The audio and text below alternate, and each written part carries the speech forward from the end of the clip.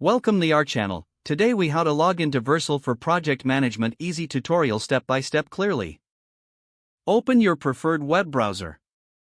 In the address bar, type in vercel.com and press enter. On the Vercel homepage, look for the login button in the top right corner. Click on the login button to proceed. You will be directed to a new page asking for your credentials. Enter your email address associated with your Vercel account. After entering your email, click the Continue button. Check your email inbox for a verification email from Vercel. Open the email and find the login link. Click the link to be redirected back to the Vercel platform.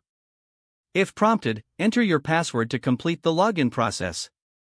Once logged in, you will see your Vercel dashboard. From here, you can manage your projects and settings. To start a new project, click on the New Project button. Follow the on-screen instructions to connect your Git repository. Choose the repository you would like to deploy. Review your settings and click Deploy to launch your project.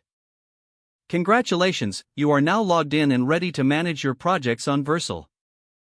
If the page does not load, refresh the browser or try again in a private or incognito window. Make sure you are using the correct email address, then retype it carefully to avoid small typos. If your password is not accepted, use the reset option and create a new strong password you can remember. Check your spam folder for verification or security emails, then complete any requested confirmation steps. Enable two-factor authentication if available to improve account security and reduce unauthorized access risk. After signing in, review your profile details so your contact information and settings are accurate and current. If you see an error message, note it down and try again after restarting your device and internet connection.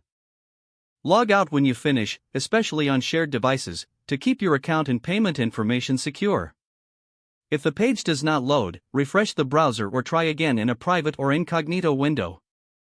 Make sure you are using the correct email address, then retype it carefully to avoid small typos. Don't forget to like this video and subscribe to our channel for more step-by-step tech guides.